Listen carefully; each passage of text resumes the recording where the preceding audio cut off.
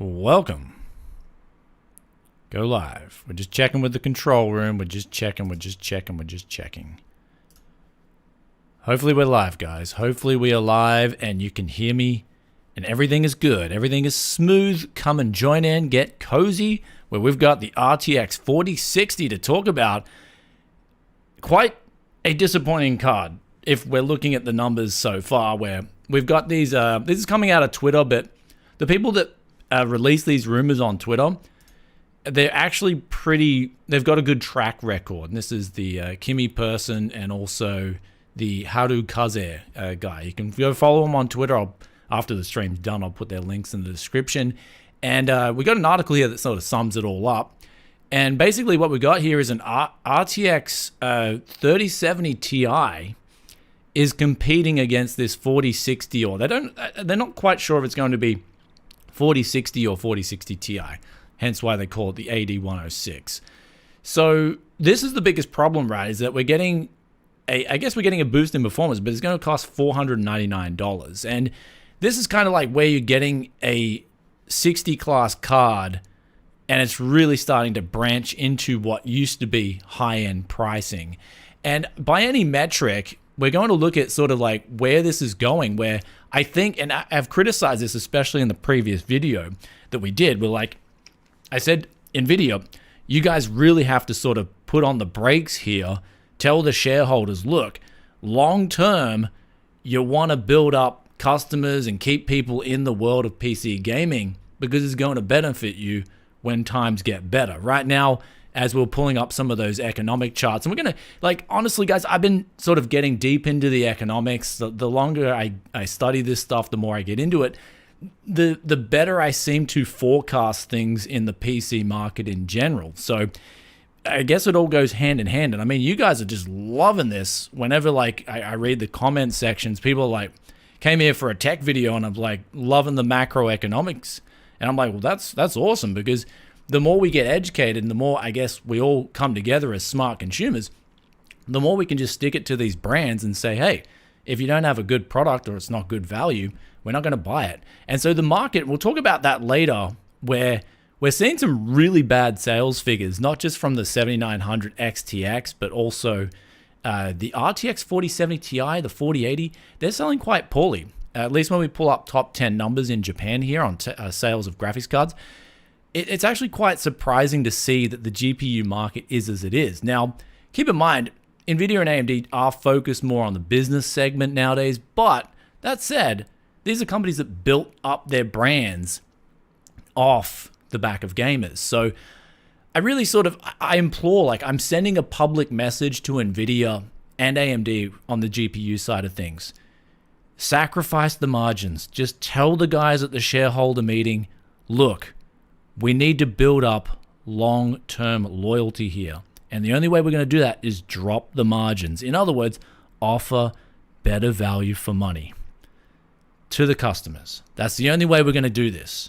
Otherwise, you're just going to turn someone off PC gaming. They're going to go probably just, I don't know, maybe just use their smartphone, start playing games on the smartphone. I heard it's pretty addictive nowadays anyway. The smartphones are getting better. But this is that rumor. So anyway, let's look at the performance here. So we'll get back. The macroeconomic conditions state that we've got the real disposable income here, as we looked in a previous video. That's just plummeted. That's like levels of, we haven't seen these kind of plummeting levels since the Great Depression. Now, I think people got a little bit confused in the comment section. They're like, whoa, we're in the Great Depression. It's like, no, we're not in the Great Depression. Not at least yet.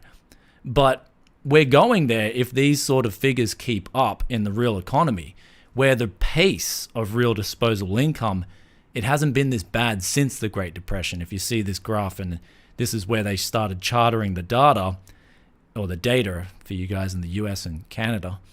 The data, I should probably just say that because the majority of the world says data instead of data. You see here, it plummeted off to these really bad levels. And so we're seeing those levels now. So in other words, the average person has gotten a lot poorer in 2022, and this is probably going to continue into 2023. But Bob LeCool, Tech Yes member for 20 months. Thank you, brother. Keep preaching the truth. That's what we're all about at Tech Yes City. We're just going to keep preaching the truth. Do not worry. because we'll be going through these numbers. And now another thing, and this is where we're going to relate this back and send this information to Nvidia, because maybe Nvidia has the macro guys there. They've got the economists. They're employing a dedicated economist at Nvidia, and they're like, look, we're fine. We're going to provide the shareholders the best value possible. It doesn't matter. But here's where we're looking at this, right? The divergence between the rich and the poor, only even according to the Federal Reserve, their own data.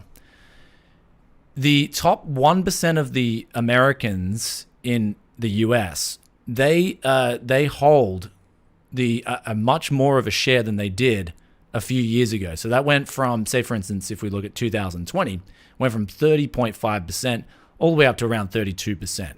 So that's huge when the top 1% are taking more of the wealth out, right? And so that means basically there's less wealth to the rest of the 99% and less people to buy GPUs at higher inflated prices. So there's another indicator. Real disposable income's down. Share of total wealth, that's gone as well.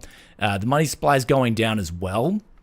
And if we look at that compared with the Federal Reserve and their balance sheet, that's on the way down. So money is getting tighter as well. Now we're going to relate this back to the performance of the RTX 4060 or 4060 Ti. Now it's rumored to come in at $499. This is the big rumor that we're seeing. $499, and it's going to be released in May or June. That's from what I'm hearing. And the card's coming in RTX 3070 Ti levels of performance and pricing. So this one's really sort of going to hit hard for the people who love that 60 series card. Where if we look at the Steam surveys, there's some other information buried in here, which we'll talk about after this. The GTX 1060 and your 1650, they're still your most popular cards. Now, if we look at the price points of those graphics cards, they were $200 cards essentially. That's where you were looking at, under $200 for the 1650. And depending on if you got the 1066 gig or 3 gig, that was around 200, under 200, a little bit over 200. Then we got the 2060, a card that came in just a little bit over $300. Sometimes it came under that, depending on the time of the sales.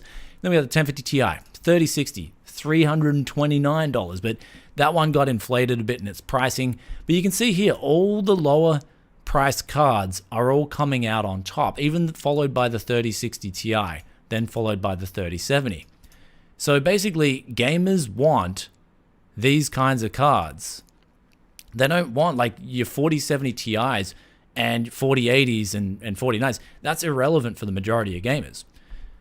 So if you're bringing in a 4060 card at $500, coupled in with all that previous macro data that we just cited, you're basically going to spell one of the worst selling 60 series cards in the history of Nvidia sales. So that's what I'm forecasting if they come out at $499. Now, what Nvidia needs to do is, if we look at the $329 price, I think I've got my calculator up here. I'll do a little bit of math.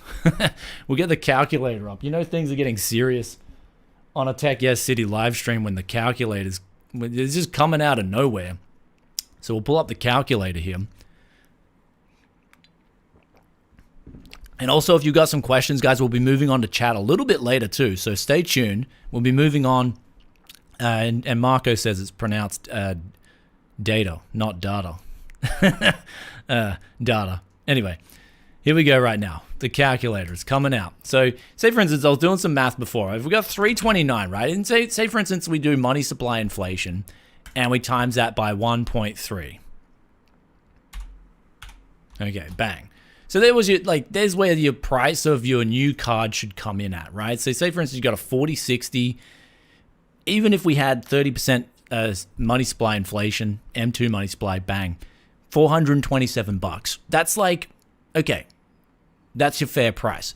You're going up to $499, right? Like, you bam, like, wow, you know? So you're charging 17% more for that 60 series card in this inflationary environment, expecting it to sell better when the economic conditions state that it's going to sell a lot worse, even if it was $427. So what Nvidia needs to do with this card is they need to bring it in at least $399. That's just, sacrifice the margins a little bit. Let's see a 4060 beat the 3070 Ti at $399. Gamers will be pretty happy. Like, hey, wow, Nvidia, like, you're bringing this card in a little bit cheaper. Thank you very much. But that's the thing, like, and people are saying in the comments, it's called greed.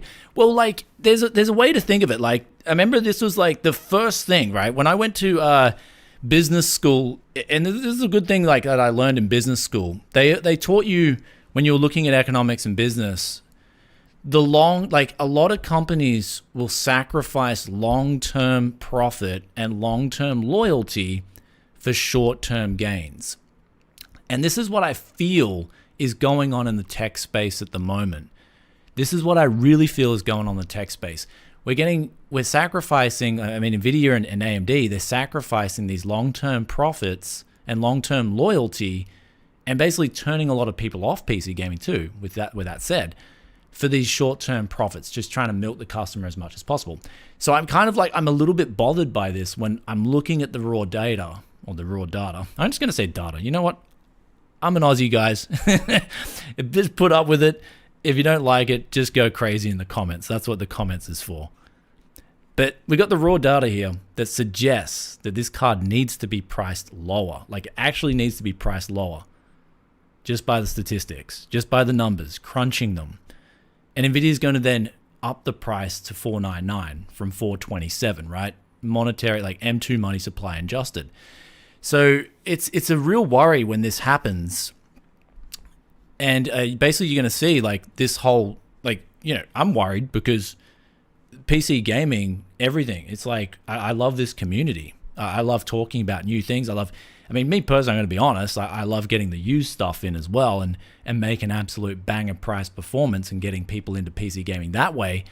But this is going to basically raise the prices of everything. It's going to raise the price of the 60 series cards. People are just going to look for the used cards, pay higher prices for those.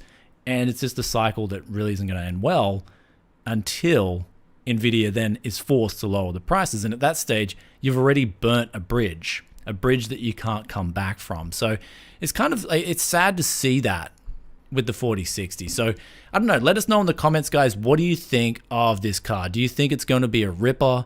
Do you think it's going to be awesome at $499? Do you think it's going to be awesome at $399? I think if it was $399, it would give the gamer some kind of recluse. Like, hey, wow, there is some hope left in PC gaming. So I'm just sending an open message here to Nvidia, like, please price this card at $399, the 4060, with this relative performance that we're seeing. And usually these rumors are pretty solid by this stage. So this is where I think it's going to fall in. You're going to get some 3070 Ti class performance out of the RTX 4060. That's what I believe is going to happen. So we also got Mr. Patel, $5 donation. Thank you. I wait for you, my dear. You forget India, ally for Australia. You too much focus for lady. I enjoy fertilize for sure, but take care. Make mustache for fine wife.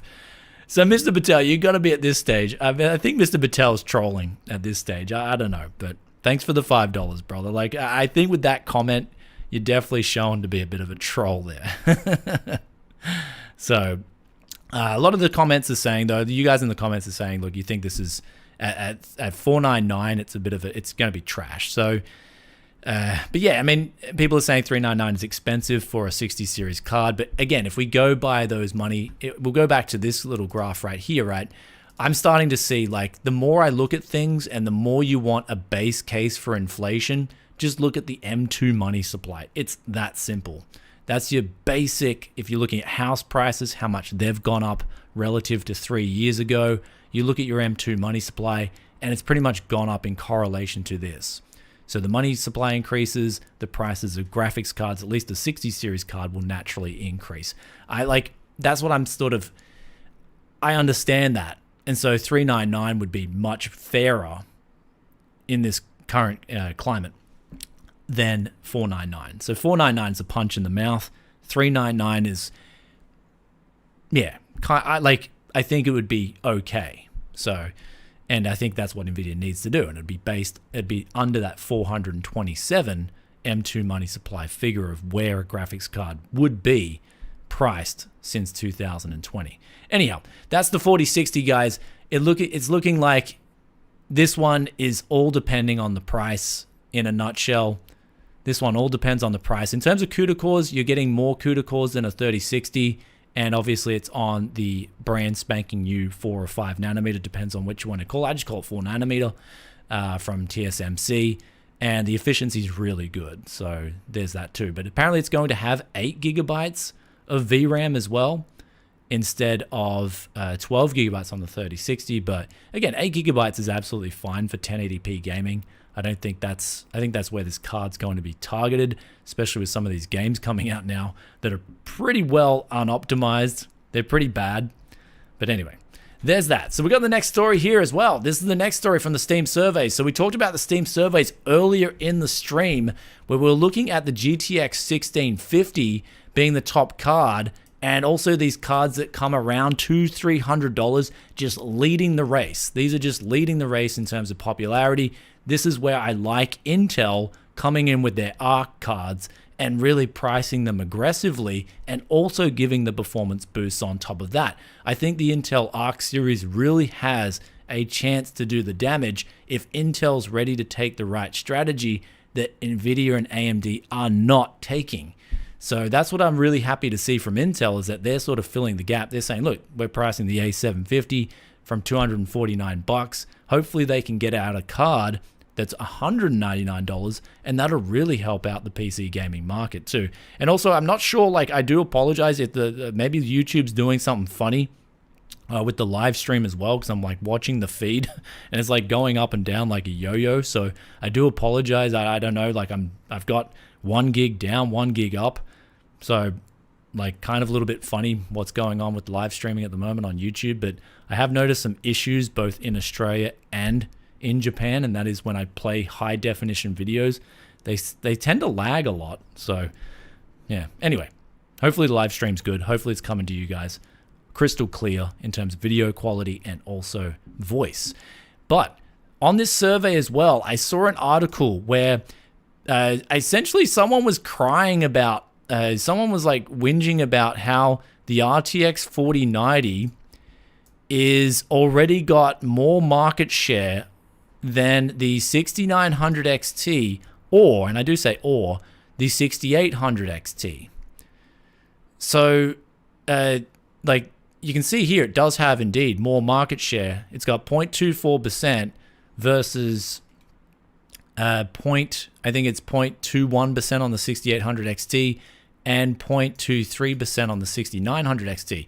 So, I mean, like Nvidia has built up, and one thing with AMD versus Nvidia, AMD has to get their drivers more consistent, and we saw this with the release of the 7900 XTX. There was a lot of issues coming out with that card, and you can't blame people for wanting to get an Nvidia card over an AMD card. Like I saw this article where someone was just whinging. It's like, what do you want the customers to do? People are going to buy what they want to buy. The fact that the RTX 4090 is beating the 6900 XT or the 6800 XT is irrelevant. For you as a consumer, you should always buy what you feel is the best price versus value. And that should only be the metric that you use when you're making a purchasing decision. So currently, if we look at this data, the RTX 4090 is perceived by the market as a better card in terms of value versus the 6900 XT and the 6800 XT. And you might argue that. And you could say, well, it's getting more FPS per dollar. So what does that tell you about the average consumer? They want more than just the average FPS per dollar. They want everything else that goes along with it. And so I guess that's a message that AMD themselves could take away from this early data right here. They've got to do a lot more than just chasing and trying to be the FPS per dollar king, because that's not the only metric that matters in PC gaming. There's actually quite a few metrics that are much more important than that. So there you go, guys. That's a big one. That's a big one to look at with this. I guess I'm going to sum that up with this 6900 XT versus RTX 4090 data that's already coming out with the RTX 4090. I mean, it is surprising to see that the RTX 4090's made such a big dent in the numbers already. That's insane. But it does go back to this graph that we were showing right here. The rich were getting richer, right? So the top 1% of people, they got more money to spend now. So when Nvidia and Jensen flashes around that 4090 with all that extra performance, those cards were gone. And the reason they were gone is because of this graph right here. Anyhow, Brocky's thoughts with the Aussie $10. Hey, Brocky, how are you doing, man? Thanks for the 10, and glad you could make it on the live stream. With Intel Arc starting to make some good numbers, it would be the better choice. Yeah, and so that's what I mean. Intel, again, Intel's choosing the option here. Intel's choosing the option to go to battle with these cards right here. The GTX 1650 and the, I guess, AMD's RX 6600. So for me, I'm surprised the RX 6600 hasn't sold as well as it has. That's probably the biggest surprise for me. I thought that was AMD's best card in a long time. The RX 6600 was just absolutely killing it. So I was surprised that on a budget, a lot of people were they'd rather take up a 1650, for instance, than an RX 6600. That's really mind-boggling for me. I can't give you an answer for that, because if I weighed up a 1650 versus an RX 6600, I would choose an RX 6600 anytime, like any day of the year. Even if there was some driver problems, the performance difference is just massive. It's night and day difference. So I'm surprised people in the market would still buy a 1650 at around this price point than an RX 6600. So that one really does surprise me. I guess Nvidia do have such a huge brand loyalty there that's going to be extremely hard to crack. But some good news, and we're going to sort of go into a different kettle of fish here with news, because we'll pull up some of the Japanese sales data here with GPUs. But before we do that, we'll also look at the live stream sponsor here, and that is SCD Keys, VIP SCD Keys. Links in description below. You can bang in that coupon code BFTYC, click apply, and you will get a juicy Windows 10 Pro license right here for $15 US. Links in description below. But with that said, let's move over now to I love this website because it's pretty much one of the most popular sales websites in Japan that tracks all the data from multiple different retailers. And I usually use this one as a good indicator to sort of back up what I've heard from retailers locally in Australia, not locally in Japan where I am at the moment. But we're seeing here, this is really crazy to see this, where the RTX 4070 Ti, 4080, 4090, they're NVIDIA's latest cards. And you can look here. Sure, the top selling card in Japan at the moment might be the 4070 Ti, coming in at about $1,000 maybe, a little bit under that. Maybe about $1,000, that's with taxes. But if we look underneath that, GTX 1650 is the number two selling card. Like, this one really, yeah, again, as we were talking about just before, the sales data is showing that people are buying 1650. Now, they're cheap, right? $150. They're cheap graphics cards. That's the reason people are buying them. They're cheap. They can play some games. They'll play Apex Legends. It'll play Dota 2. It'll play League of Legends. It'll play all these games absolutely fine. And so that's what a lot of the market demands, this sort of price point. And Nvidia is just happy to sell like a really old card.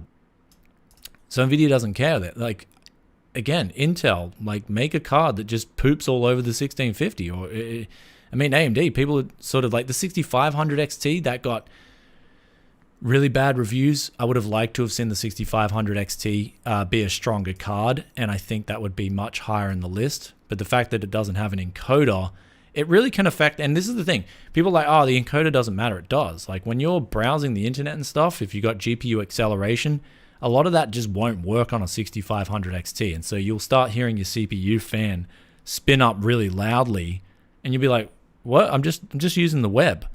And that's because you got no GPU acceleration. So that's why the 6500 XT in a nutshell did pretty bad. But let's have a look here. So the third GPU on the list is the 4070 Ti. That's selling, I guess the 4070 Ti is selling a lot better than the 4080. But then we got the 3060 Ti. Again, another 3060 Ti. RX 6750 XT. GTX 1660 Super. Another 4070 Ti.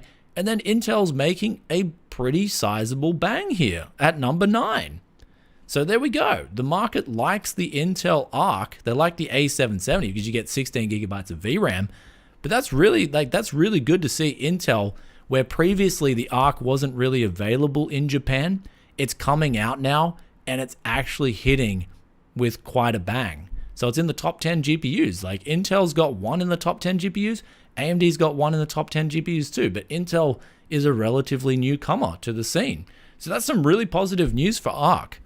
And so I hope Intel can keep up with this and really keep the positive momentum going, because I want competition. I want competition and I want it now. And I want some budget. Like I really want to start building $200, $300 rigs again and start recommending those PCs, because I guess that's the backbone of PC gaming, right? Is this right here. If we look at the besides a newly released graphics card not performing that well, this here is the backbone of PC gaming. You can see it with the figures. This right here, backbone of PC gaming. This is where all three of these companies, AMD, Nvidia, and Intel, have to focus on this price point. They have to have something, kicking the scenes. And they just, like a lot of the times, they neglect it. So also we got here a $2 donation from Ranru. Thank you for that. Do you think that 4090 will get a price cut soon? The 4090, not with those sales figures, my man. If we look at that on the Steam charts, the 4090 is it's doing pretty well. I think in Japan, I don't even know if you can buy I think it's low stock, right? So a lot of retailers just won't have the stock, so they'll make the prices ridiculously expensive. So in Japan, a 4090 will cost you actually quite a bit of money. If we look at the cheapest one I can find here, it's the Phantom Neo. If we can just do that. No, we don't want you. It gave me Chinese. It's no, give me Japanese yen. What do we got? Okay. Sorry guys, it thinks it's Chinese yuan, so it's messing up the dollar sign. So it's they want around $2,100 US for the cheapest 4090 in Japan with taxes. So that goes to show you that the 4090 is still in massive demand. There's still for what the supply is out on the market, the 4090 is still in high demand. So the cheapest you can get it right now is $1,699. Now, I do expect the 4090 in the coming months to come down to the MSRP, where I think a lot of people who have been waiting for that card will then go out and buy it. But in the meantime, it's a wait and see with that card. I mean, it's like flagship card. It's $1,600 US, and in some places of the world, it's $2,000 US. If you can afford that, it's kind of Nvidia knows, Nvidia's in your head. They know you as a customer. They know that they can leave this thing with quite a high price tag and it's going to sell quite well because, and this is the funny thing, you have to remember, this is a big thing, and we'll pull over the main screen here because I'm going to emphasize this a little bit. Nvidia does constantly test the market as well. As a company, they do want to maximize their profit. And that's what we're seeing, right? We're seeing this with the 4060 rumored to come out at $499. So they're constantly testing the market. This time around, we've seen something that we've never seen before, and that is such a big gap between the 80 class card and the 90 class card, or basically the flagship class card and the card below it. And so they've also differentiated that this time around with the bigger price. And so Nvidia is definitely knowing where the 4090 stands, and they've made it so desirable that it will keep selling quite well, I think, even at $1,600 US. So in terms of it getting a price cut from its MSRP, I don't think that's going to happen. But in terms of getting in terms of coming back down to the MSRP, it's only a matter of time. I mean, it's an expensive card, and regardless of what Nvidia does, they're going to want to sell the card, whether it's $1,600 or $1,800 US. So that's that card anyway. So there's that. We've gone through a heap of data already. Heap of data. Now, one thing I wanted to talk about with you guys is that we're going on now to the used market a little bit here, because what I'm noticing, and I was talking about this in Monday's video, where some of you guys were actually waiting for this live stream and looking to, we also got a comment here. It's just it's staring me right at the eyes. Bruh, Intel can't even beat last gen 6700 XT, and you think Intel will beat AMD. If you're just looking at, again, you're looking at performance there. We're looking at price. I'm looking at $200. That's all I'm looking at, right? $200 to $250 or under $300, this is where the majority of PC gamers want to buy a graphics card at. So I'm not looking at 6700 XT. Let's say if we look at a 6700 XT, right, on the used market, sure, you can pick up some really good deals. But if we look at an RX 6700 XT, and it's like, bruh, that thing ain't coming anywhere under $300. So there's my, like, you gave me a bruh, I'm going to give you a bruh. That's the price. So, I mean, $360. So there it is. Once you get to this price point, you got to understand, people don't want to spend any more than $200. Like, people don't want to spend more than $500 on a gaming PC. So I think someone linked to me this Austin Evans video where he was just ragging on this $450 Amazon PC. But I think Austin failed to realize that under $500 price point is so strong. People only have $500 to spend. They're not going to bump it up to $600 or $700. So, like, when we're looking at the Brewer argument, you got to look at the price. That's the most important thing. Anyway, so, and that's what I'm saying. The market is definitely going to try giving Intel a chance. So anyway, I think you guys are enjoying this live stream. I think things are starting to get pretty crazy. But okay, so we're going to the RTX 3080. This is a key. This is one that I've been noticing right here. RTX 3080 getting sold out in Australia. Now, Australian retailers like to have a just-in-time model, meaning they like to get the stock in. They don't want to hang on to it for too long because they don't want to get caught with their pants down. And the reason this happens in Australia is because of currency fluctuations. It'll happen in a lot of other parts in the world, especially New Zealand. You'll notice in New Zealand there might be a graphics card on sale, and then the next day it's just gone because the retailer isn't carrying so much stock of that GPU. And so we're seeing here the RTX 3080s are getting actually sold out now in Australia, which means that they're coming. Nvidia's just like either they're really undersupplying them or they're just all gone now, and they're getting ready for the next cards like the 4060 Ti or 4060, and they're replacing that generation of card. But another thing I noticed right now, so where did all these cards go, right? Because when I was back in Australia, I noticed something very bizarre, and that was this time around, I know for a fact there was so many more cards. And then we just have to pull up these revenue figures, for instance. This will prove, like, look at that drop there.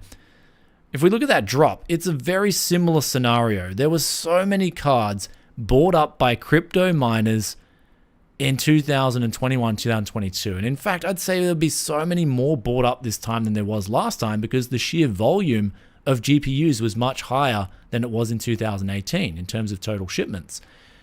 But then when I was back in Australia, I was actually really surprised to see that there was basically no mining deals coming up. Like, I'm talking where you go and clean out a miner for 20 or 30 GPUs. Like, I remember in 2018, it was just like, it was a fire sale. There was just 1070s, 1080s, 1080 Ti's. I think there was even Vegas, RX 580s, RX 470s, 480s. There was so many cards just from, I guess, even the average mum and dad miner. There was so many of these cards just getting sold on the market.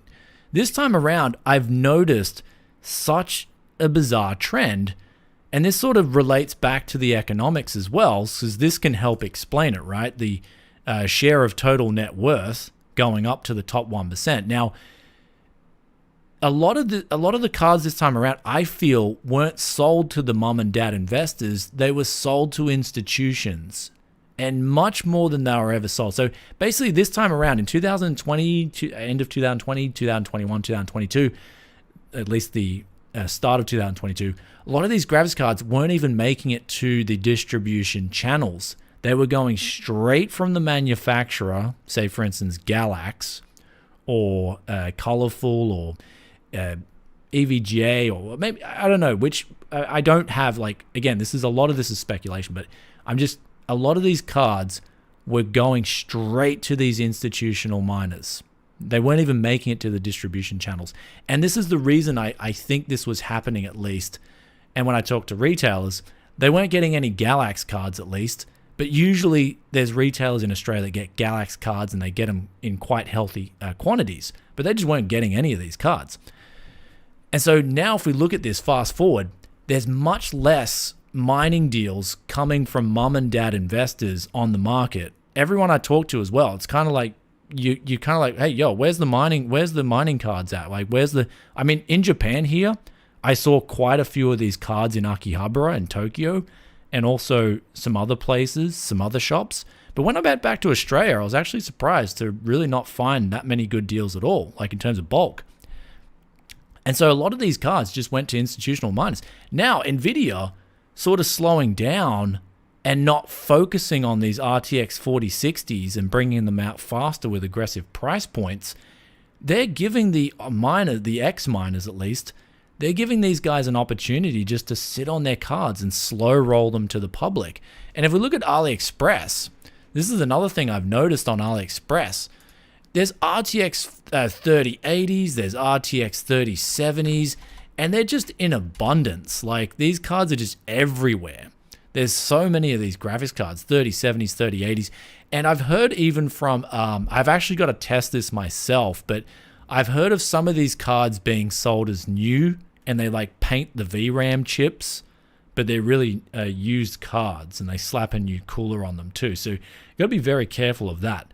But a lot of these listings, I think a lot of the sellers, they'll just say it's basically a refurbished card. I mean, some of them won't. I mean, maybe this card here is used, but they don't even mention it. So I guess if they don't mention it's new, assume it's used.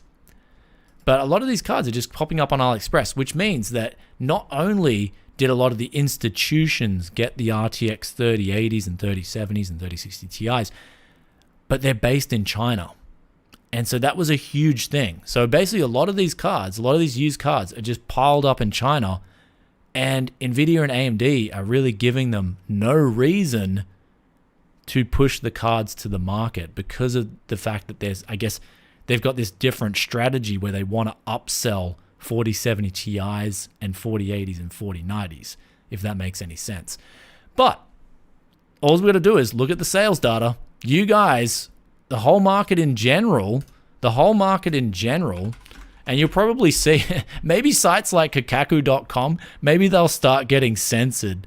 Nvidia might be like, yo, AMD might be like, yo, we don't want the public knowing this information, but you guys are pretty smart. I mean, the consumer is getting smarter. They're not buying these cards. They're not buying the higher end models, which is forcing Nvidia and AMD to now play around with the mid-range and the lower end.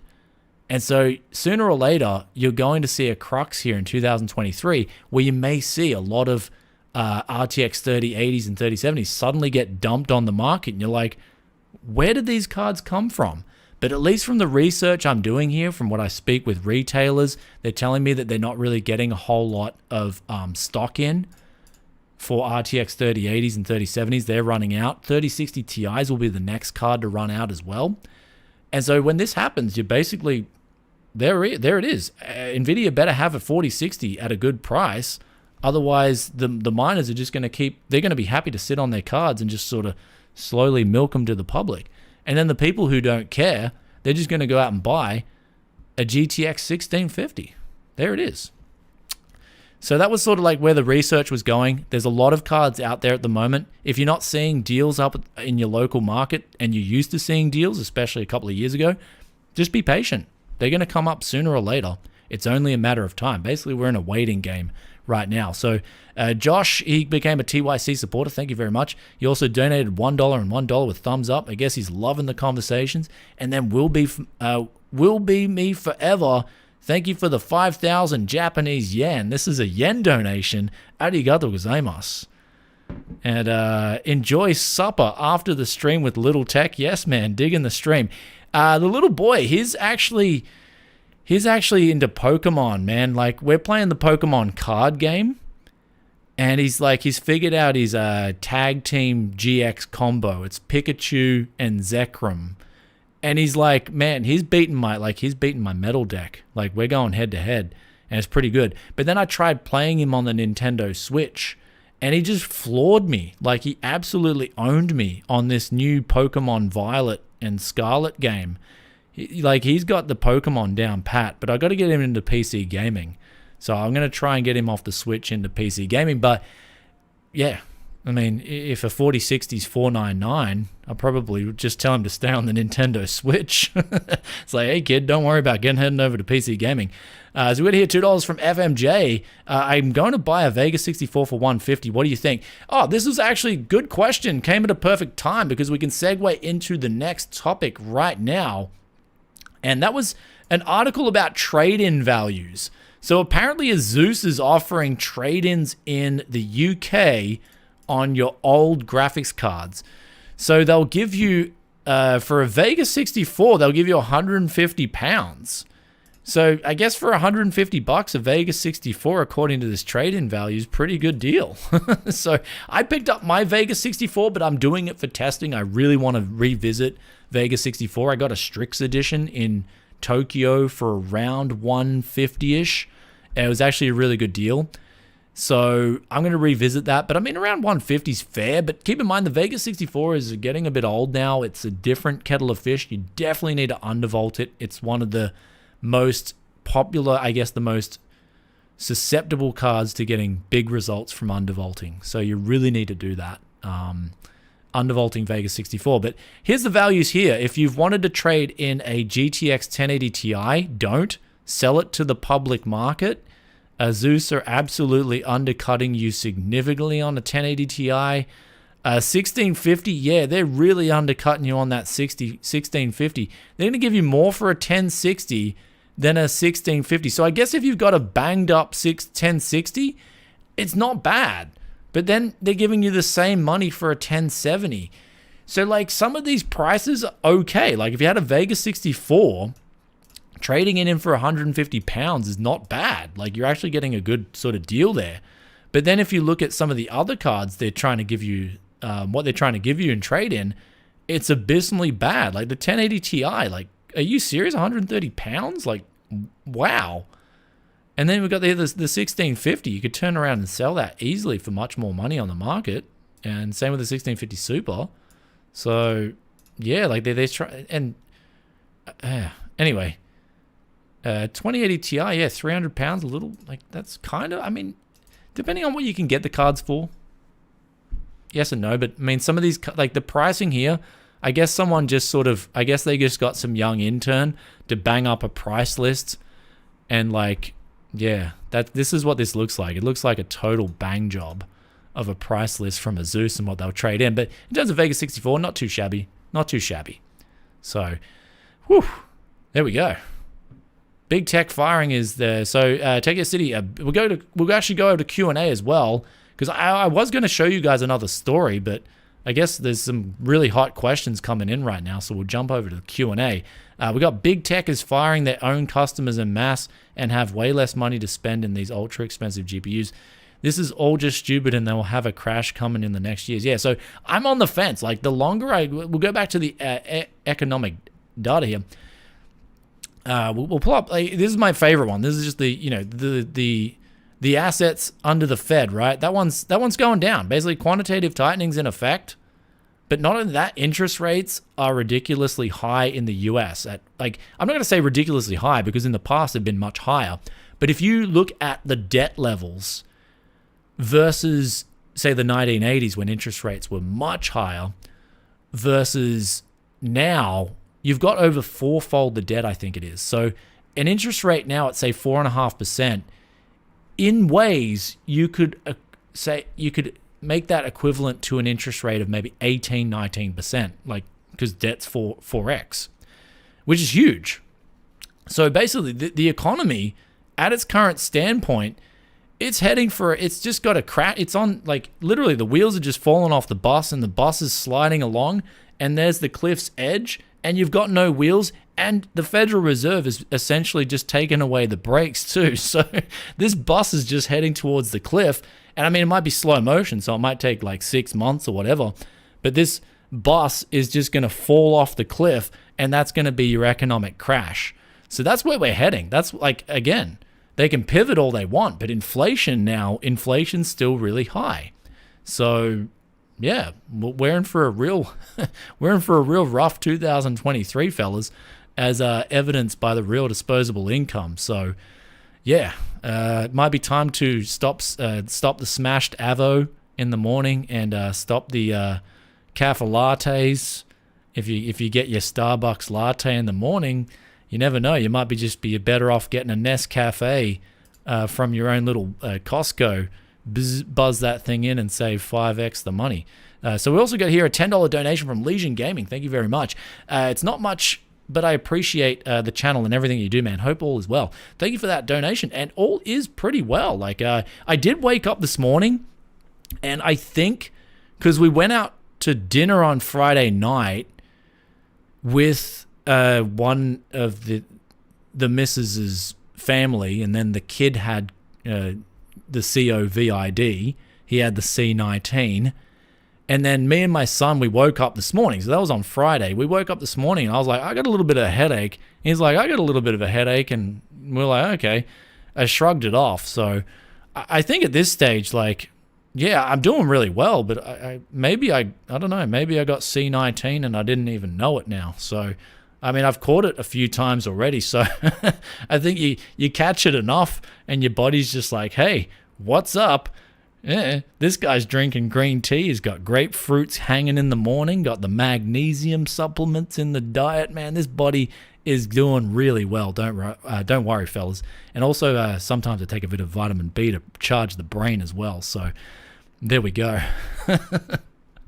Anyway, bring in the questions, fellas. We are going to move over to Q&A before I have to take a little bit of a step out. But in terms of GPU news, sum it all up for you guys. In terms of summing everything up, in terms of the graphics cardo newso, we got the RTX 4060 rumored. I believe they're looking at releasing this thing at $499. I think it's going to be a big mistake if they release it at $499. All the numbers I'm showing in this point towards taking that thing down to $399. That's what the market needs right now. And in fact, we need like a 4050 sooner than ever. And that needs to be around $250 again to replace the 3050, but needs to come around that MSRP without miners inflating the prices. So we're getting back to a normal market, but we're also getting back to a normal market with much worse economic conditions, which means that these companies should do the opposite. Instead of pushing people towards the higher end and the higher margins, they need to push people towards the lower end and just cut the margins and just weather this economic storm. That's all it is. Weather it out, and whoever provides the best competition, that's where I guess that they're going to get positive reviews on YouTube. They're going to get the loyalty from the average folk. That needs to be the company. Who's going to step up and do it?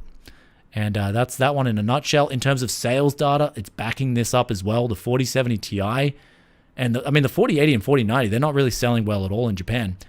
The 4070 Ti is selling okay, but really, you'd think for these GPUs that have just been released, they'd be selling a lot better, but they're just not.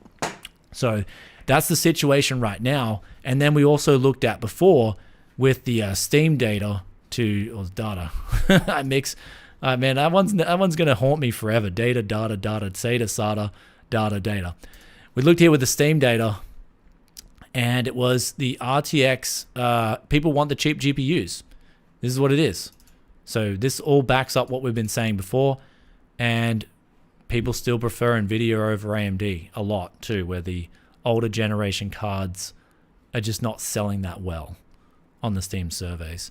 And again, people like another thing is too, before we get over to Q&A, another thing is too, I noticed this is like maybe, I guess a lot of Nvidia's loyalty comes from the fact that they've built up, I guess PC gaming has exploded in Asia. Like if we look at even in Japan, PC gaming is so much different than it was 10 years ago. I lived here 10 years ago in Japan. PC gaming's actually really popular in Japan now. Given the fact that even though the Switch is Nintendo's still the most popular, a lot of teenagers and I guess people in their 20s and 30s, they're adopting PC gaming. And they're really, it's exploded in Japan, PC gaming. Apex Legends has helped bring that to the forefront. So in Asia, I guess in China as well, PC gaming has exploded. And a lot of, like, if we look at those, if we go back to that sales data, 8 out of the top 10 cards are Nvidia cards, which shows you, even if we're just looking at the most basic metric, 80% of the cards in the top 10 for dedicated GPUs are Nvidia cards. That's 80% market share for every new GPU sold in the top 10 GPUs. So that rumor that you hear about Nvidia having such bigger market share, at least the data I'm looking at, it all shows it's real. So, and the Steam surveys, it all shows it's real. But another thing is too, I think a lot of it is because of Asia as well. Asia probably even has a bigger of a skew towards Nvidia than the US, or say for instance Australia. And that's one thing that I've noticed when I've traveled to South Korea, I've traveled to Taiwan. Nvidia cards are just everywhere. They're just plastered all over the shelves. Thailand, for instance, I didn't even when I was in Thailand, I didn't even think I saw a new AMD card for sale. Like, it was crazy. I didn't even think I saw one on the shelves. Galax were telling me in Thailand, they're like number one. They were just selling GPUs everywhere. Everyone in Thailand loves Galax, apparently. So there's that. Anyhow, we got some questions right here. Some hot questions that need to be answered. Techia City, why do you recommend turning off disk write cache on SSD, but people keep saying don't turn it off because it's very dangerous? Oh man, this is actually perfect timing for this question. Perfect timing. I love this question because the top comment was, if your PC is unstable, do not turn this setting on, or do not turn off write buffer. Do not turn off disk write cache or cache on the SSD. Don't turn it off. And it's like, let's go back to that question. If your PC is stable, like, mind blowing here, guys. Your PC should be stable. Like that. Like, this is the basics of the first thing with PC gaming, or with just using a computer in general. That thing should not be crashing. If software crashes, even if Windows crashes, that's not going to crash the SSD. Like, if you've got hardware that's not stable, make sure that hardware is stable. Like, that should be the first thing you should do. If your hardware is not stable, please fix it. I've got this setting turned on with my PC. I haven't had any problems using it for years, because my main PC is always, and I mean always, like, stable. It's stable as. I make sure my main PC is stable. So make sure your PC is stable. Like, really do. And then you can turn this setting on and it's going to improve your performance. So yeah, and I mean, if you have a lot of power cuts in your area, yeah, definitely make sure, if you have a lot of power cuts, make sure you get a backup or a power supply. Like, what are they called? I don't have one because the power never cuts out where I'm at. But like, if your power's cutting out where you're at, that's part of a stable rig. You don't want your whole system turning off. You want to have one of those little backup things that'll give you 5 minutes of power. So if the power does turn off and your lights go off, you can then just shut your rig down safely. I mean, that should be a given too. So like, man, like, it's actually crazy. So anyway, hopefully that answers that question. I mean, I prefer to leave it on. Yeah, that's the one, UPS. Yeah, you guys have got it. Sorry. I actually don't even have one. So I just I haven't had a power blowout in Japan. I haven't had one and if there is the thing is, if there is a power blowout that's going to happen in Japan, it's either like a 2011 earthquake, which the power didn't even blow out in 2011 until, like, seriously, I turned off the power before the power cut out in Japan. Yeah, get a UPS. That's it. Universal. Man, look, guys, I told you I woke up, I wasn't feeling 100%. It's what is it again? Uninterruptible power supply. There it is. Uninterruptible power supply. Get a UPS. They should sell them. They're usually, they are a little bit expensive from memory, and they do last quite a while. So here's one here, right? 220, yeah, about $200, and that'll give you like a little bit of time to turn your system off. So if your system's unstable because of power cutting out, do get a UPS, right? In Japan, if they're going to cut the power out, they're going to give you a warning. they'll tell you, like, if, for instance, I think there was power rationing like a few years back, like after Fukushima, there was actually, after Fukushima, I think there was rare instances where they did turn off the power, but they told everyone, look, we're cutting off the power in this area at this time. So like, yeah, if you just got random power cutouts, yeah, definitely get a UPS. But other than that, you should have a stable system. So yeah, make sure you've got a stable computer. That's like, yeah, I was like, I looked back at that comment and I was like, if your computer's crashing, it's like, man, yeah, if your computer's crashing, that like turning on disk write cache or turn off the buffer there, that should be the least of your problems. Like getting your computer stable should be your #1 priority. So that was like, I was kind of surprised to see that. Like, so yeah, some people are going to recommend not turning it on. I turn it on because yeah, I haven't had a problem. So it all depends. But do let us know about, do let us know in the comments what you guys feel about that. So yeah, uninterruptible power supply, that's the one. Okay. So, Marco says, Tech S City, Asia's Nvidia fanboyism makes AMD cards an absolute steal in Asia. Very true. Like if you look at the parts hunts, I've picked up some really good deals in Asia. And you know, one that I've actually kind of going to start picking up is the RX 5500 XT. So not the 6500 XT, the actual 5500 XT. I think this is like a little hidden bargain if you're on a budget. This card right here is actually like a little hidden bargain, and you can pick them up sometimes for very cheap. I know in Japan, they're going for like $60 on the shelves, and that's for like a Sapphire model too. So this kind of card, like you're right with that, Marco. The Nvidia fanboyism in Asia makes it so that you can get really good deals on, I mean, look at this. Someone picked up one for $50 on eBay. So someone got a steal there. Like that's absolutely incredible. So you can get some really good deals on some of the underrated, I guess, AMD cards. So yeah. And hello from Sweden. Love your advices, especially great deals in Japan. So good morning. So good morning at Tech Yes City. And we got Furious TV. Says, what is your opinion on AMD releasing the 7900 X3D and 7950 X3D 1 month prior to the real deal, the 7800 X3D debate into mostly useless FOMO with high pricing between the two CPUs? Yeah, look, that's, again, this is where you guys are starting to see through this, right? You're starting to see, a lot of people talked about this. I was kind of like, it was like, I'm gonna get called like an Nvidia or Intel fanboy for bashing on this, but I guess this is why I just wanted to leave it, because I'll get called like an AMD hater, even though I've got a video coming up saying that the Ryzen 7 5700X is a really good CPU. It's a great buy. But this one here, the 79, they've announced this one earlier than the 7800 X3D. Now let's just see if we can get an image here.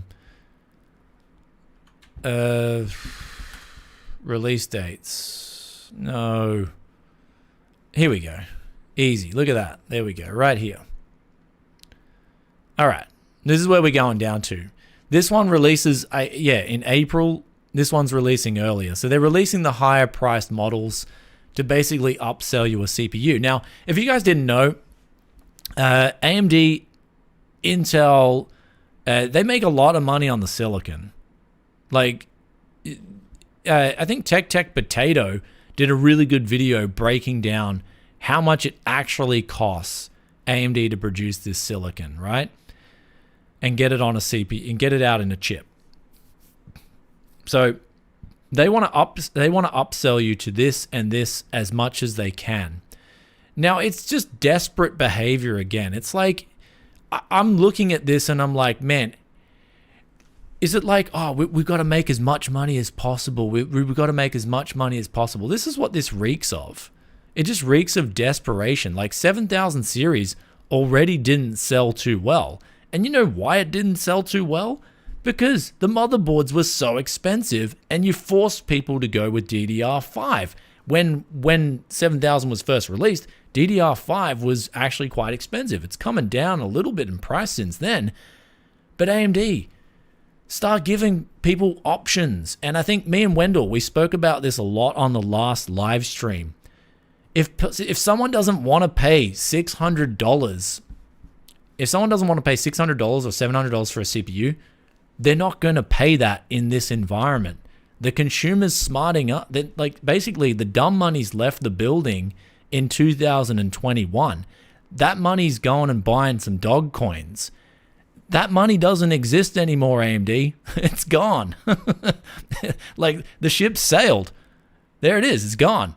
So now you're left with the smart money. You're left with the smart consumer. You're left with your average gamer who's got to pick this up, right, and buy your products because there's no Chuck E. Cheese tokens floating around. There's no more McDonald's bucks or Starbucks floating around or V-Bucks. None of that's floating around in the economy right now. So there's no easy sell. This kind of strategy that your marketing team is used to doing, it's not going to work anymore. Release the X3D. Release the 7800 X3D the same time as the others. This is all people want if they're gaming. They don't need 8 extra cores doing nothing while they're gaming. They don't need extra 4 cores. In this case, this is the 12 core. That's going to do nothing. They don't need it. Straight up. If you're buying an X3D, you're going to be buying it for this 8 cores, 16 threads that has all that extra cache on board. That's going to be the 8 core 16 threads is going to be utilized in games. If you have these turned on in games, you'll probably get some funky performance, and then AMD will recommend you turn off the cores anyway without the extra cache on board. So it's like, yeah, it really surprised me, that one. Like, again, these companies are going to learn. Just stop doing this crap and start taking care of the consumer. How about you put the consumer first instead of the shareholders? Because if you do that, if you put the consumer first, then the shareholders will follow and they will get rewarded. I don't know, with maybe a thing called competition. And you win out. You get more market share. You get more sales. Anyway, kind of like there's the rant. The rant's kind of over, but thanks for that question. But that's my opinion. Yes, the 7800 X3D is the real deal. And do not buy these other two here. I just think they're going to be an absolute headache. I just think they're going to be a headache as well. There's going to be issues with them when it comes to gaming if you leave all these cores enabled. That's just my opinion. Or AMD is going to then blame the motherboard partners and say, hey, the motherboards just need a BIOS update. Just wait for a BIOS update.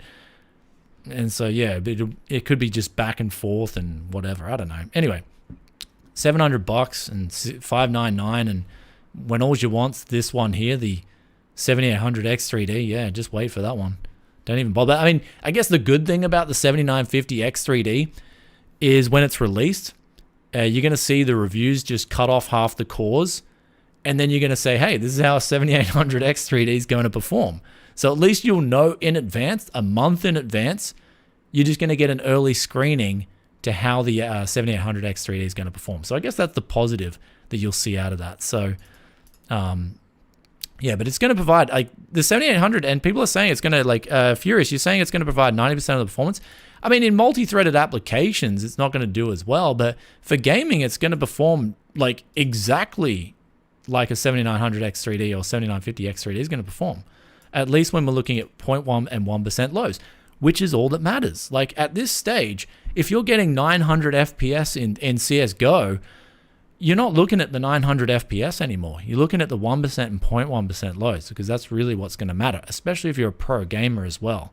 So, kind of surprised to see all that. But yeah, we got here from Doug Temple, super basic. When there's a problem, verify hardware first. Don't run around in circles with software and settings, and you might have bad hardware. Exactly. Thanks for the $5 donation. And guys, always make sure your hardware is just running rock stable. And so this is what I always recommend when we're undervolting or overclocking or doing anything like that when it comes to PCs. Always make sure you just run your system at default settings out of the box, at least for like a day. Play your favorite game for just like a day and just make sure everything's working okay. Because if something doesn't work okay, then you can say, okay, well, is something in my hardware faulty? And you can start pinpointing what it is. But I see a lot of people, they'll get a PC, they'll build it up, they'll straight away start tuning it, overclocking it, and then something will happen and they'll be like, well, wow, my overclocks must be faulty or bad. So then they'll go back to the default settings and something might have actually been faulty. And I've actually done this in the past too, so I'm speaking from experience. So whenever I get new hardware, especially if I'm using it in my main rig, and this is my video editing PC, I always make sure that I verify the hardware's working stable out of the box first. And if there's an issue, we can go from there. And then after that, I can tune under. I like to undervolt, so then we can go from there.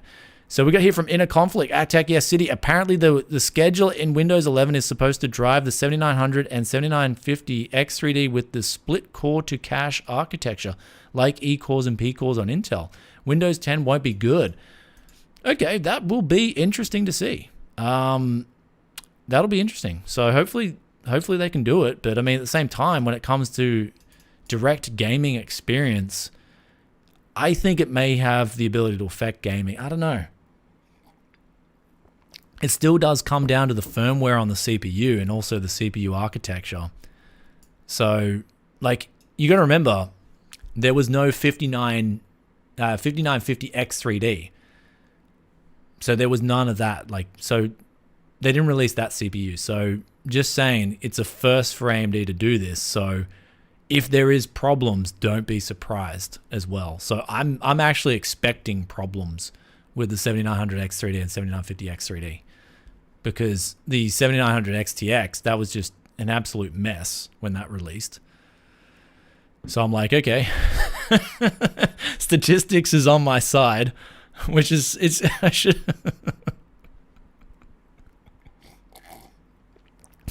Oh man, momentum's on my side here. But like, wait for the 7800 X3D. If you guys want to get the X3D, just wait for the 7800 X3D. You're gonna save money, and if you're a gamer and you really want this gaming performance, it's going to be good. The benefit of the 7800 X3D is you're going to be able to just get your 6000 megahertz Expo profiles, grab a B650E motherboard, lock in your high-end GPU, and you'll get really good FPS. But again, I would say this is only for the top tier pros. I just don't I'm not going to need a 7800 X3D at all. Like, this CPU is going to be irrelevant for me. Like, I'm going to be honest, I've even got an OLED here that can go up to 120 hertz, and I still don't care. I'll play Dota 2 at 60 hertz and still kick ass. So you can kick ass at 60 hertz. And if someone's telling you need to go to 240 hertz or 360 hertz, it's like, if you're playing for serious money, yeah, sure. But like, you can have a lot of, like, for RTS and MOBA, I really enjoy it at 60 hertz. 120 is great, but it doesn't really make a whole lot of a difference for me personally. I can play good on 60 hertz or 120 hertz. When it comes to FPS, 120 hertz is definitely one of those things you'd want to have. But again, going from 120 to 240, it's not going to be the difference in terms of you winning or losing games. So anyhow, basically an i3-12100 is going to do 120 hertz in pretty much any competitive title out there. So you got to ask yourself, the question is, do you really need this? Because CPUs and games is a much different field now than it was 5 years ago, where your i3s couldn't even get 60 FPS in certain games. Now your i3s are basically giving you really desirable FPS. So we're in a much different realm now when it comes to CPUs. And I think the average gamer is starting to realize that too. And I think like when the average gamer realizes that, they're going to be like, hey, well, why don't I just save my money and call it a day? And especially if my monitor can't, I guess, feed or get fed the FPS that this CPU and the GPU can deliver. Anyway, Bob LeCool, $7.99 Aussie dollars. Thank you very much for the donation, good sir. So a 5950X to 7950X for gaming and streaming, not worth it in your opinion? Nope, not worth it at all, brother. And you just saved, like, minus the Aussie dollars between the difference between your CPU minus $7.99. You just saved that, man. So you, honestly, man, if you're asking the question, of do you need to upgrade or do I need this CPU, you don't need it. Like, you're gonna know if you need that upgrade, right? So for me, when it came to video editing, I constantly found myself boggled down.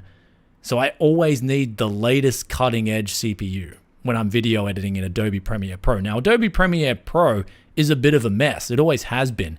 It's just that I'm so used to using this program that it's very hard for me to switch to another video editing program. So I always need that latest 13900K. That's pretty much my pet peeve personally, because video editing software is so poorly optimized on Windows. So for me, I always know what I need. And I always need that latest and greatest CPU, because that's where my bottleneck is for me personally. And I don't need to ask someone about that. I already know. And also it comes down to the SSD as well. Need a really good SSD, need a really good CPU for what I do. And also 64 gigabytes of RAM.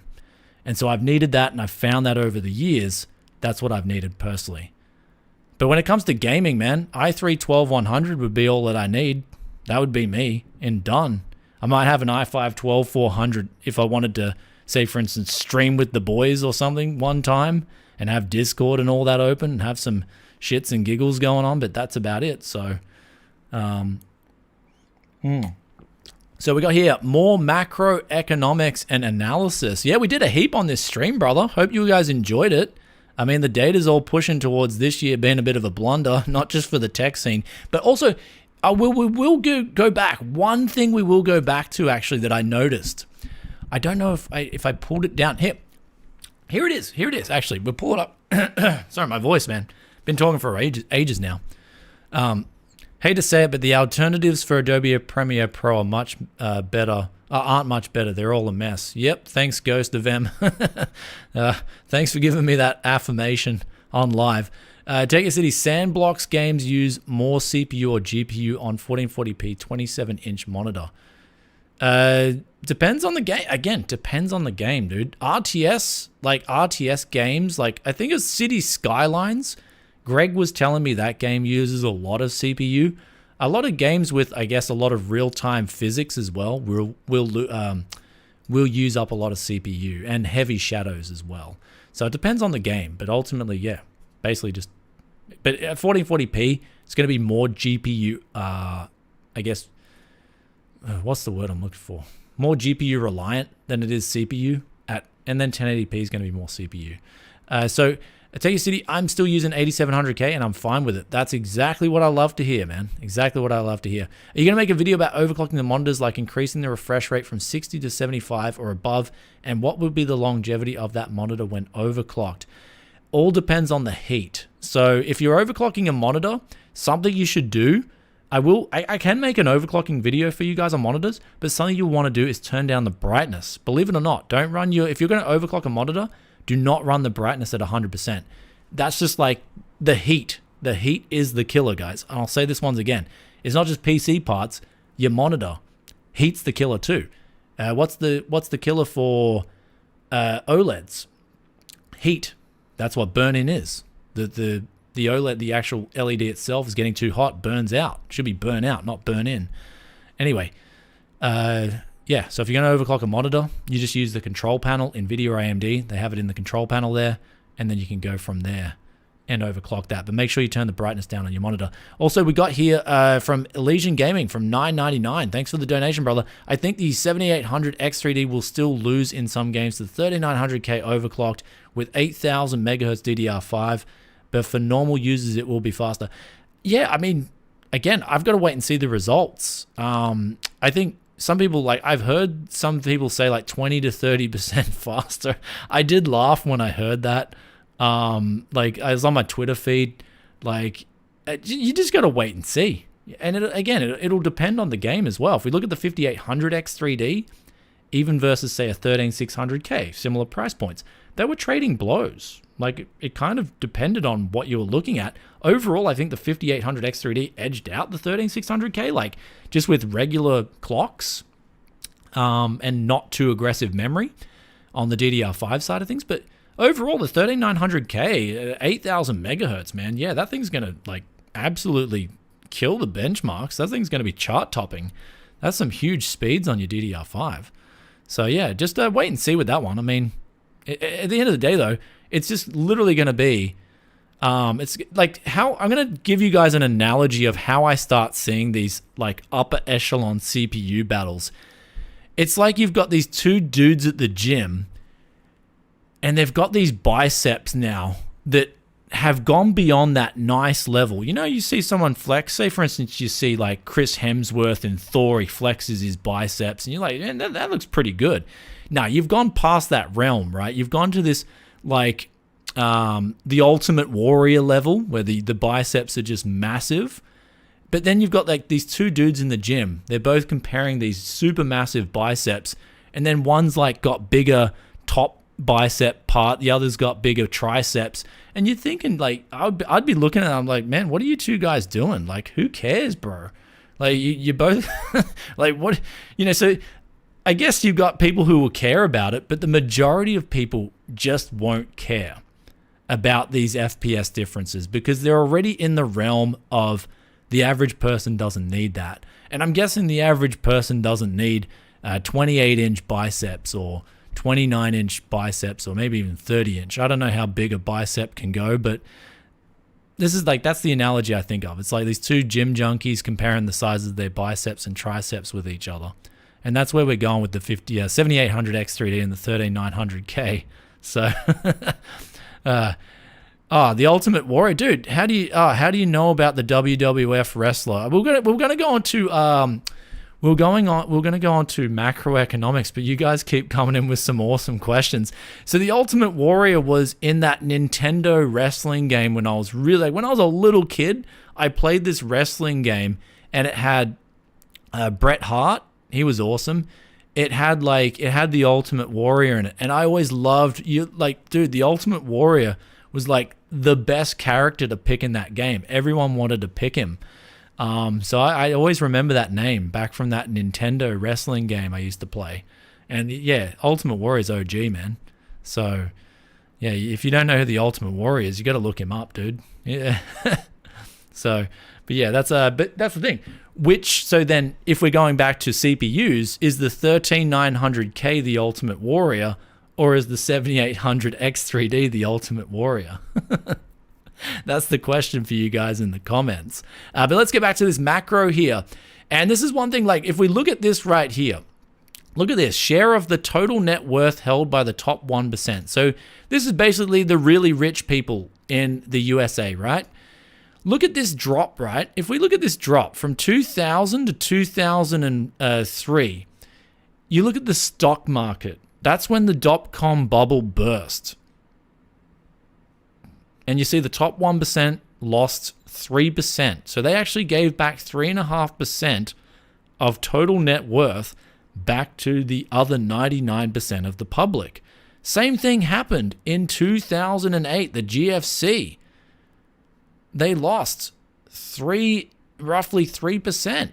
So it's like, you know, as much as these big banksters and like, I guess people who buy an RTX 4090s and whatever, big banksters and federal governments and all this, it's like they've always got to get in the plunge protection team and stop these stock markets from crashing. It's like, oh my God, call in the plunge protection team. Quick, print more money. Stop the stock markets from crashing. But what we're seeing here from this graph is whenever these crashes happen, it's good. Like it's actually good for the average person because the wealth distribution is returning to the people. So like for me personally, I'm welcoming this next crash because it's like, hey, can we get back to sound money and people go out and work and they earn their money, and that money, they retain that value. There's not the rich people going out and front running the borrowing of money. And so what happens? The Candlein effect, guys. Biggest one out there. The rich will know that the easy money's coming. They'll go out and borrow a heap of money. The printers start rolling up, and then all that borrowed money, essentially they've stolen that. The top 1% have stolen that wealth from the other 99%. And you can, like, basically in a nutshell, they call it the Candlein effect, but we can see the reverse happens in the crash because the average person who works week to week, it doesn't matter if there's a stock market crash, they're still got to keep working for their job. It's just in that process, money's becoming more sound, right? The printers are stopping. So this is one thing I noticed from this top 1% when I was looking at this chart earlier. I mean, I guess it doesn't really have to do too much with graphics cards, but in a way it does, because when this starts happening, when this starts getting back to the other 99%, you can start to see that money in itself is getting a bit more sound. And instead of the easy money going to the rich and inflating it away, your average person's savings, it's coming back to that other 99%. So I welcome it. And then with that as well, when that wealth does return to the other 99%, the companies are going to be competing. Instead of competing for the RTX 4090 market share, they're going to be competing for the $200 and $250 market share. Because the rich person's probably taken a big hit from the stock market crash, they probably don't want to go out and buy an RTX 4090. So that's one thing I noticed when I was analyzing this macro before. I was like, oh, wow, look at that. Look at that. All these big stock market crashes, the wealth is returning to the people. And also as well, you can see right before, it doesn't really bump back up as well. So another thing as well, you see it's starting to take a downtrend here. And it only gets worse after we see that downtrend. I mean, here's a different sort of 1998. It's a different, I guess some of these would be different here, but this could be the start of something big. So there we go. Do you know that most middle class people lost a lot of their 401k pension on that 2008 crash? Nobody got rich in the middle class. There is no distribution. Yeah, true. The Lehman Brothers crash, a lot of people did lose their money with Lehman Brothers. That's true. And that was an irresponsible bank. And then other banks got bailed out because of that. And see, that's where the crony capitalism patches up and comes into effect. And then it blocks out the real capitalism. Because what happens? What are you going to do if that happens? If you lose your money to a bank, what are you going to do in the future? Well, you're going to do less banking, aren't you? So it's sad that the people had to learn the hard way with their 401k pensions. But what happened after that is you should have seen a lot of the wealthy people go bust, and that money that's existing in the public becomes more sound. 2008 was a massive amount of complacency from the banking sector. It was a massive amount of greed, and ultimately it was just poor regulations in place that didn't work. So I mean, yeah, you can blame. Who do you blame for that? I mean, I'd put the blame. Who do you want to blame for 2008? Well, I'd call it recklessness that existed in an economy based on debt, and there was no sound money.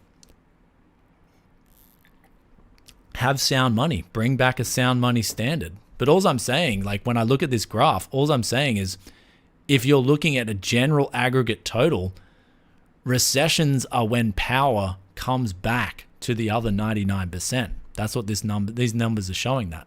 So yeah, I mean, people can lose their 401k. It's like, you know how much 401k I've got? I'm going to be honest with you guys. I've got zero. I got zero superannuation. So there you go. And you know why I've got zero superannuation? Because I do not trust governments. I had to say that on live stream. So there it is. So there it is, guys. You know how much I'm going to lose in the next crash? Zero. I mean, it's a harsh reality, but again, I see these numbers. I saw what happened in 2008. I lost a bit of money in 2008 too. Don't worry. I lost money in 2008, but I learned from that. I learned a lot from 2008. So hopefully that's like, I mean, like in chat, you guys like talking about this. I'm one of the channels that if you guys, especially on a live stream, if you guys ask me questions, I'm just going to like talk about this stuff openly. But yeah, I got like zero superannuation, 401k. I don't believe in it. So, and do you say that? No, I don't. Toby, I don't say that word.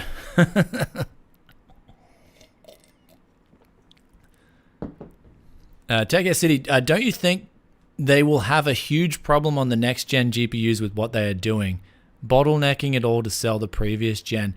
Well, they've stopped supplying. Like the thing is, from what I've gathered, is they have limited the supply of the previous generation, and now they're hoping to push people up to these higher echelon cards. But that's not working. That's not working that well, as we see with the sales data. And if we, another thing I forgot to mention before, in Australia, this, I think depending on the exchange rate, this here, the 4070 Ti in Australia, this came under MSRP already. I think it was this or the 4080. I think it was the 4080. Already came under MSRP if you adjust the taxes. So we pay 10% tax in Australia on the sales items. So you're saving, like, that's already come down in price under MSRP in US dollars. It may be over MSRP now because the US dollar did appreciate. But, oh wait, no, that would make it even cheaper, I think. Hold on. So in Australia, this card technically is around 1,120 US dollars, right? That's your base price because you're paying 10% tax. So the RTX 4080 in Australia is already coming under MSRP. Isn't that a bit of a wow moment? And that's only been released for, like, it's already coming under MSRP in certain countries. That's a bit of a wow, like, moment. So there you go, guys. So do I think these cards will come down in price? Yeah. It's only a time game now. It's just you've got this beautiful lower end and mid-range segment that Intel's starting to focus on, but AMD and Nvidia, it's like they don't care, especially Nvidia. And I do put the focus on Nvidia. It's like they don't care about the low end or the mid-range, and they need to care about this segment. They can't be complacent. I guess, Nvidia doesn't get complacent with their performance uplift and what their architectures can do, unlike Intel with the CPU market, but they are getting complacent with their pricing and their product stack and how they're releasing that product stack. So if it's anything, Nvidia, I'd really like to see that 4060 come out with a maximum price, maximum. I'd love to see it lower, but at $399, that would be like, that's where you have to get this ball rolling. So anyway, Furious TV. So you guys asked, they will have a huge problem for their RTX 5000 and RX 8000 launch with all they have done. They will have to drop the ball and open the valves at some point, and it will hurt them. Again, they're going to get hurt either way. I think what they're doing now with this pushing people to the higher end is hurting them even more, because it's either pushing people towards the used market, it's pushing people towards console, or it's just pushing people to wait and not buy a GPU at all. So either way, they're just playing a game of cat and mouse. And this is what I said earlier. It used to be 2 years ago, you were the cat. You were the mouse. Now you're the cat. Now the consumer's the cat, right? Money's getting tighter. If you've got your money, it's becoming more desirable, at least given these macroeconomic factors. Basically, in a nutshell, you guys can sit and wait, especially while this M2 money supply goes down and the Fed keeps up with quantitative tightening, and as long as they keep raising interest rates, which they are still, we've got at least another few months of this. They're projecting around another 6 months of it, at least another 6 months of tightening, if something doesn't completely break by then. But until then, at the moment, just hold the line. So Nvidia and AMD and Intel don't want to hear this, but hold the line, guys. That's all it is. So game of cat and mouse, except this time around, the consumer is finally the cat. So instead of being the mouse, like it sucked being the mouse, didn't it? Right? Like you're trying to put together a PC, and it's like, wow, a 1660 Super, $500 US. Like, are you kidding me? A 1660 Super? That was what you were seeing. Now you're seeing a 1660 Super, $100. So it's a lot better. But people are like, I might as well wait a little bit. So we got here Christmas Crustacean Nation.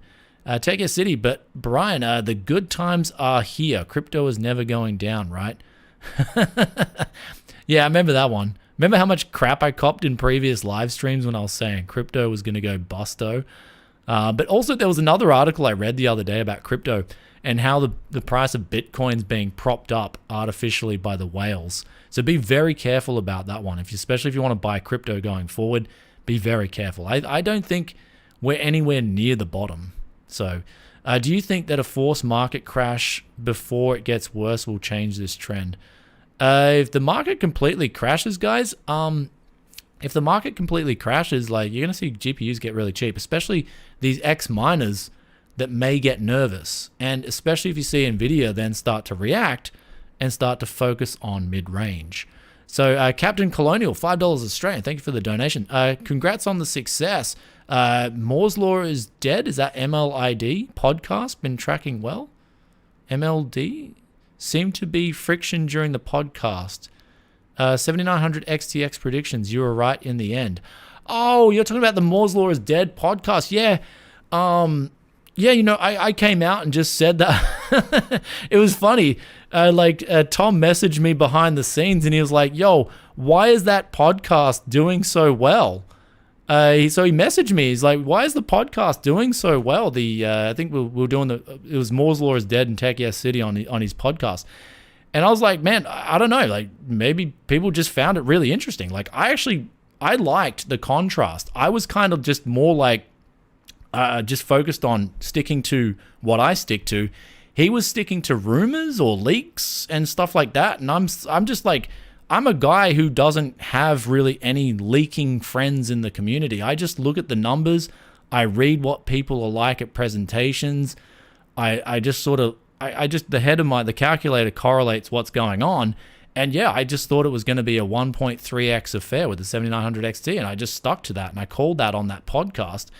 And that one was funny because it ended up being smack bang right on the money. I didn't predict the problems though. Like I thought AMD would have had that launch a bit more smooth sailing, especially with that reference card. I think they were too focused on, in hindsight, AMD were too focused on the augmented parts of the GPU instead of focusing on, hey, this is what this GPU can do. And yeah, I mean, end of the day, man, like, it's really good to have podcasts like that where you have, I guess, conflicting opinions. And I thought that podcast was really great. I wasn't confused. I get along with Tom pretty well. I mean, he seems like a pretty nice guy. Yeah, like I don't. Yeah, I mean, I thought the podcast was awesome. I thought we got a lot of information out of that. Even though there was some people in his comments section really thought this thing was gonna beat a 4090. I was kind of like, okay, like they wouldn't have priced it at $999, and you can see that in hindsight, right? You can see that AMD was not going to price this thing at $999 if it was going to compete with a 4090. Absolutely no way. So, yeah. But in other words, I thought that was a really cool podcast. So, we got here, Lord Rushia. Can you please say bruh? Did you change your name just so I could say bruh? What do you do this about PNY GPU cert at Tech Yes City? PNY GPUs, this one's going to be fine. Especially like as generations go on with GPUs, they all get better. Especially like if you're looking at 4080, they're going to have to get that thing right, because if they mess up the cooler, or if they mess up anything on that, an RMA is going to hurt them so much. So when it comes to higher end GPUs, you generally don't have to worry, especially if you've got a warranty. You don't have to worry about if a company's going to mess up the cooling. It's when you get to like the mid-range and the lower end cards, they really some companies start to do like little gambles to reduce the cost, and they think they can get away with things. But in terms of PNY, like if I wanted to get a 4080, which I don't, like this one's much cheaper than the others out there. I'd get this one. I mean, it looks like a beast, and I'd have no problems. I mean, all the PNY cards I've tried in the past have been fine. So hopefully that's reassuring. But I've never really had any problems with PNY. So yeah. This generation's really 4090 or bust. Nothing else really makes sense. It's, I mean, yeah, like it's either 4090 or like good deal on a 3060 Ti new or a 3080 or something like that, or a used market. I love the used market. Go to the used market. So it's kind of that's where it's going with this generation. So yeah, 4090 or bust, but 4090 is 1600 USD. I mean. So, I mean, if it's any consoles, my main card in my PC is a 3090. I got that on the used market for about 700 USD. So that's my main card, is an RTX 3090. And that's what I'm using at the moment. So I don't really have any desire to have a 4000 series card at this point in time. Even though when I reviewed the 4090, it's impressive for 4K gamers. Like if you want to game 4K high refresh rates, wow, that card is insane. But at the same time, it's just like, yeah, I'm using a 3090 and I just like, yeah, there it is. Because I got it for a mad deal on the used market. So World of Everything, Tech City, is the 3082 Founders Edition worth it? Or was it never worth it? 3080 Founders Edition's okay. Personally, I like the aftermarket versions a bit better. I thought the 3080 cooler was mediocre at best, the 3080 Founders. 3090 Founders was really good. That's when they like stepped up their game on the cooler and they made one of the best coolers in the industry. So also, guys, we'll answer. I got to go get some dinner ready soon as well. So I'll answer a few more questions and then I'll jump on out of here. And hopefully you guys hopefully this live stream was everything you wanted it to be. Also, if you have some pressing topics, maybe even have some topics for the next live stream, because I hopefully will get ahead. I had to come back to Japan and get things sorted. So the live streams for last month technically are at the start of this month. This is the second live stream for last month. So there should be 2 more live streams coming later this month. So if you guys want some topics that you want to talk about, then drop them in the comments as well on this live stream and we can talk about them in the next live stream. Also ramen, yeah, like dude, if you come to Japan, ramen's going to be amazing, especially now in winter. And like there's like price performance ramen, there's like budget ramen, there's like value ramen, everything ramen. Like you can get high-end ramen too. I'm a bit of a fan of the tonkotsu ramen, the pork-based ramen, the miso ramen, the shoyu ramen. They've got heaps of ramen. You name ramen, they've got it in Japan. And the Japanese, obviously, they do it the best in the world because that's like their ramen thing. So I'm looking to get a new GPU. So at Tech City from Boop Boop. What time is it now? It's getting close to 7 p.m. So I was like, man, I was going to do this live stream earlier, but then I had to get it ready. Like getting a live stream ready so like you're not bumping from, like, you're going to be, I like to be well versed in what I'm talking about on a live stream before I do it. So I had to get this one ready, and I was like, well, I'm not doing it tomorrow because I want to go parts hunting tomorrow. So like, I'm going to go parts hunting tomorrow. So I had to, it's a bit late. So it's almost 7 p.m. So I got to get back home and eat some dinner and spend time with I got to teach my boy English. He's got to do his English lesson too. 37M, Tech City, Franken desktop GPU for under $200. No, don't get the mobile Nvidia cards at this point in time. I would steer away from it because of potential future support. I've got to check one out. Someone said that they could work fine, but again, getting hacked drivers is just not my thing. It's not going to work well, and it's not going to end well too. After the sellers are done clearing out all those mobile GPUs, the driver support magically disappears, and I wonder why. So Odie, Tech City, did you ever explore resizable bar on X99 to get a little more life out of it? No, I actually got to try that. So I was going to do a video on X99 pretty soon. So hopefully I can get resizable bar to work on X99. That'll be really good. So we got also, so hopefully Zagu, we answered that question for you. I wouldn't buy the mobile variants for desktop PCs with the Nvidia variants. The AMD variants work perfect. They work off the regular driver set. Is that room an optical illusion? I thought Japanese houses were tiny. Bro, this room is not, okay, before we get out of this room is not an optical illusion, man. Look, I'll swing the light in the background.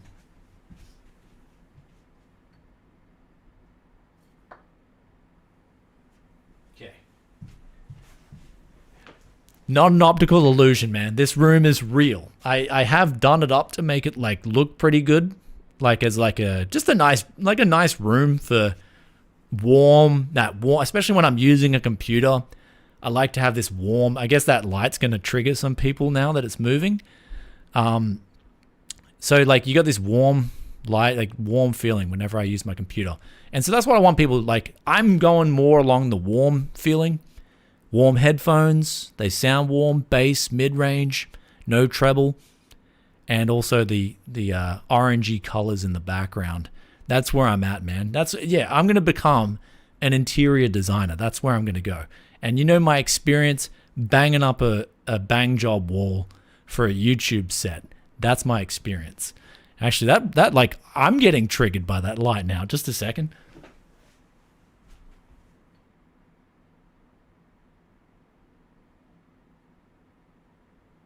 Okay. There we go. So the room is real. Unless I am in a VR simulation, and we're all in a VR simulation. So, Tag Yes Furniture. Could you do more AliExpress builds? Actually, we've got a lot of AliExpress content coming. One of the GPU companies contacted me. So before we get on out of here, one of the AliExpress GPU companies contacted me, and they were like, hey, like, we want to do a video with you. And I looked at it. I think it was Jingshu. I don't know if I probably butchered the pronunciation, but they were called Jingshu. And they were like, Brian, we want to do a video with you. And then I looked at them, I'm like, hey, they've got a lot of good GPUs. I'm like, look, if you send me over all these GPUs, I'll do some coverage for you. And they're literally sending me so many GPUs. I'm gonna be doing a giveaway on some of these GPUs, but obviously we'll be making content on AliExpress GPUs pretty soon. So that's what we're going to have to do. AliExpress content is going to be coming. I also, speaking of AliExpress, I got this. It might be in reverse. I think my camera's in reverse. Hold on. Is it going to look better on the little? Yeah, there. B760. This is a $60 B760 motherboard. We're going to pair this with an i5 2400 because the 13400 sucks in terms of value for money. So we're going to look at this with a 12400 and also maybe a 12100. I was going to say 13100, but then you know what I looked at? I was on Amazon looking at the price, just the realistic price of CPUs. And it was like, oh wait, the 12, wow, okay, so now it looks like they're selling out. There, maybe you want to get this before it sells out. $107, the 12100F. And if you look at the 13100,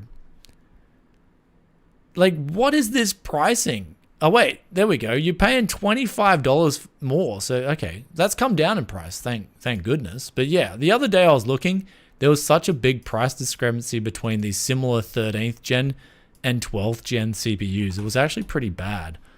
So the 12, yeah, then look at that. Even just there, 12400, $183, 13400, $250. But actually, that's got 4 E-cores now. So you're paying $70 now for E-cores. Do you want the E-cores for $70? That is the question you got to ask yourself. But either way, most gamers will be able to get away with just a cheap B760 and a 12400. So yeah, there we go. Anyway, guys, we're gonna wrap this one up. Unless you guys are coming in with some questions as well. Are these very new silicon or just new Nvidia and AMD GPUs or brand new things they created themselves? Jingshu GPU manufacturer. Yeah, so Jingshu is IceFox as well. This is what I was told. Jingshu and IceFox.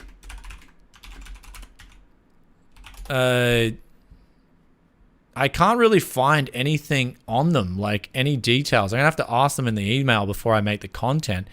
But it was like IceFox, but like they're called IceFox and Jingshu. So like when I look for IceFox GPU, I can't find anything. IceFox GPU. And like, yeah, so that's the company, but if I look at a Jingshu GPU, I think it's Jingu. Okay, RTX. Let's have a look. Okay, I'm being like, yeah. Okay, guys. Yeah, Jingshu. I swear. Okay, I swear I saw it before. Like the name. Okay, RTX. What about RX 580? They gotta have like, the brand has to be here. There we are. Jingzhou. Maybe it's Jing. Okay, Shuo. There it is. There's the brand there.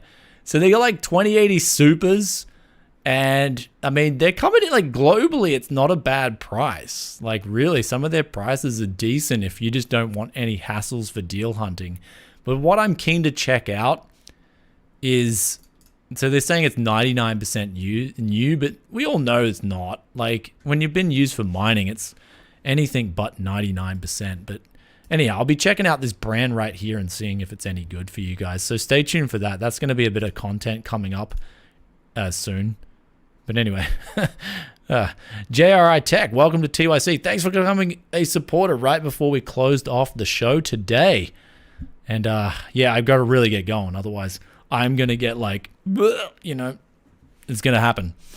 I'm going to get crucified when I get home. That's like metaphorically, not literally. Don't worry about that. That's not going to happen literally. You know, the sad thing is I'm kind of scared to say that language now because of all the censorship and everything going on. That's the saddest thing about YouTube now. Is like, these are the things that we say in Australia just casually to each other. And it's like, you know, it's just a casual meaning, but like people sort of can take things literally nowadays. Anyway, speaking of literally, I'm going to get on out here, guys. If you've got questions, make sure you drop them in the comment section below. Be sure to smash that like button before you get on out of here. Thanks for tuning in. Hope you guys enjoyed the outlook, what Nvidia needs to do, AMD as well, especially what these two companies need to do. And if you've basically been sitting on the sidelines, especially in this given time, with a lot of the institutions still holding what I believe is a lot of used GPUs, you can just sit on the sidelines for now. Just wait it out a little bit. That's where all my research is pointing. Things are only going to still get, I guess we had that cheap wave in September and October, but there's going to be another cheap wave coming through. That's what my research shows. Sure, it came back a bit up because of the, things came back up again because of Nvidia and AMD under shipping, or I guess limiting shipments. And we talked about that in a previous video with the allocative efficiency. But looking forward, I think we're going to have another downward trajectory because, again, there's, I guess, in the world of business, you got to compete to survive. And so Intel's already putting that foot forward, and they're going, yep, we're dropping the prices, we're going to compete. And they've got the performance there at $250 to match. So hopefully other GPU companies like Nvidia and AMD follow suit, and they start giving us the deals, which then will put pressure on the used market, and those cards will magically reappear on the market, the RTX 3080s and 3070s, because the institutions have been hoarding them.